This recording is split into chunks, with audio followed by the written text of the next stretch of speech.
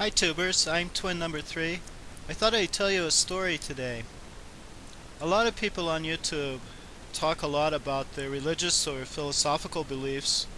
A lot of arguing tends to follow from that.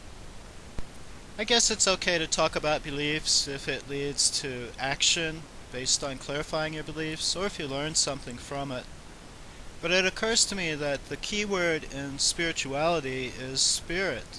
I think that spirit is living and fluid and experiential, and I've had some experiences of a spiritual nature. I thought I would share one of those with you today. Maybe some of you will have had some experiences you would like to share also.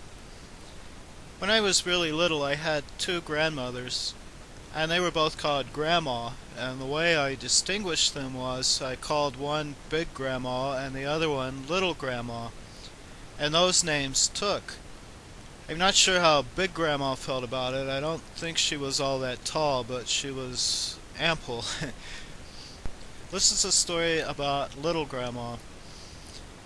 When I was younger, I actually was afraid of her. She had a really bad temper.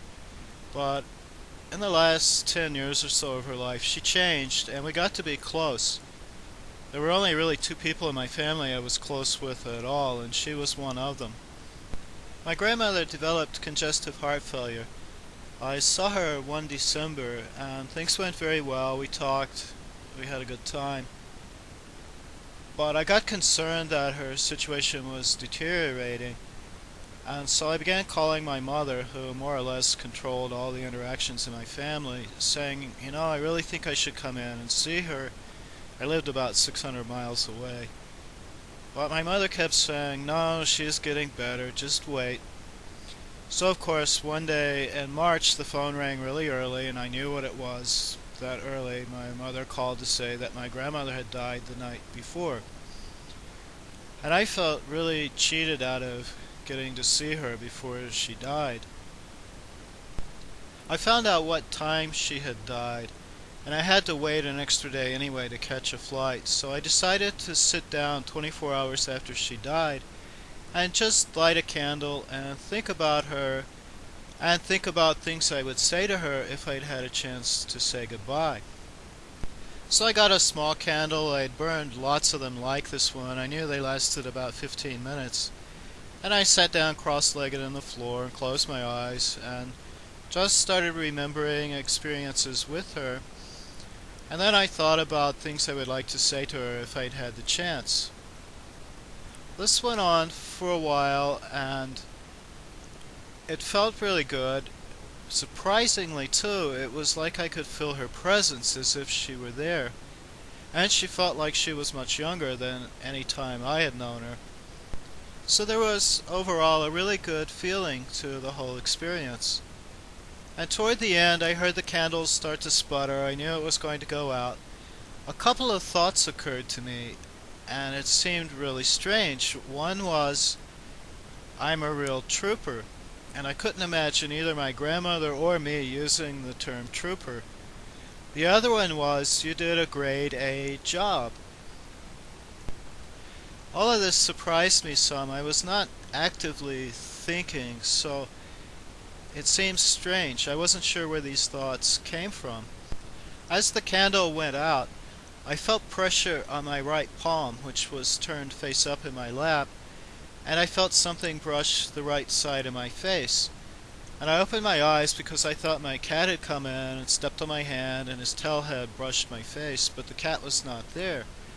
And then I remembered, the very last time I saw my grandmother, the very last thing that happened was she squeezed my right hand and she kissed me on the right cheek. Anyway, the whole thing felt very calming. It was like we got to say goodbye. I felt a lot better. But I noticed something strange when I got up. I looked at the clock, and this candle, which should have burned about 15 minutes, had burned for an hour. And I don't know even now how to explain that. I thought I just imagined the whole thing, but it was okay because it felt good. So the next night I got into my parents' house, and my mother started telling me about what had happened when my grandmother died. She and the rest of my family were there. And then she said, my grandmother said the strangest things right before she died. The last two things she said were, she said, "I'm a real trooper." And my mother said we know where she got that because there was a nurse who would come into the room and each day she would say, "You're a real trooper," to my grandmother. And then my mother said, she said something about grade A or great day. We really weren't sure which one she said, and then she died.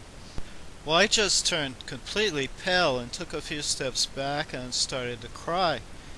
I realized at that point this was not imagination at all. She really had come, we really had communicated, and we had said goodbye.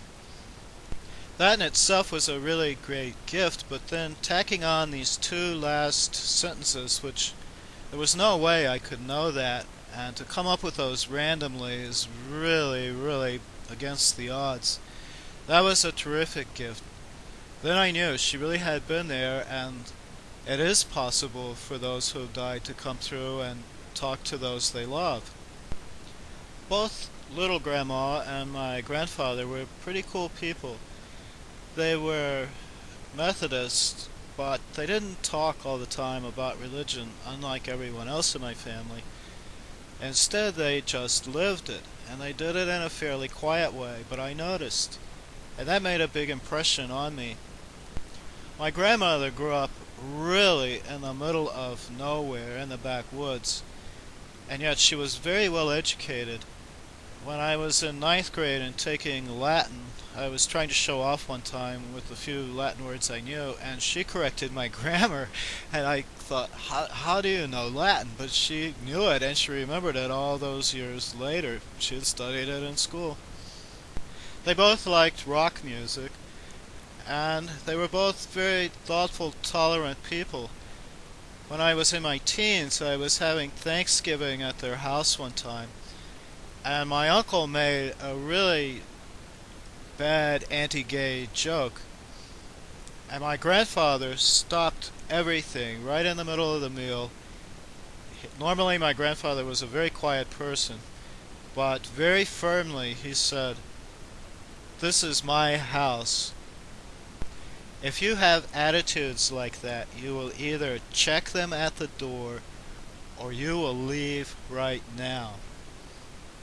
I was impressed. I never heard anybody say anything good about gay people, much less defend them. A couple of years before he died, my grandfather had a near-death experience. In fact, the doctors had pronounced him dead, and then he came back. And I might tell about that in another video sometime. But when he did die, my grandmother was worried that there would be very few people at the funeral because my grandfather was fairly quiet. Instead, the place was packed, and every person there had some story to tell about something he had done for them. Most of the time, my grandmother didn't even know about it. I'll tell you about one thing that he did because it's a pretty easy thing. You could do it too if you wanted to. Every week when he put out the trash, he put out a cooler with drinks and snacks for the garbage men. In the wintertime, he would put out a thermos with something hot in it, like coffee. Well, this went on for years, and I don't mean for this to sound racist. My grandparents were not racist, and I'm not either, but America is a pretty racist country. At the funeral, there were about 20 or 30 black guys who showed up at this white church. It took a few seconds, but then my grandmother knew who they were. These were garbage men from years and years and years past, who had heard about my grandfather's death and had come to pay their respects. So that's a little bit about my grandfather and little grandma, and how I had a conversation with her a day after she died. I hope this was interesting to you, and I'll look forward to any stories that you might want to share too. Thanks very much for listening. Take care, blessed be, and be blessed.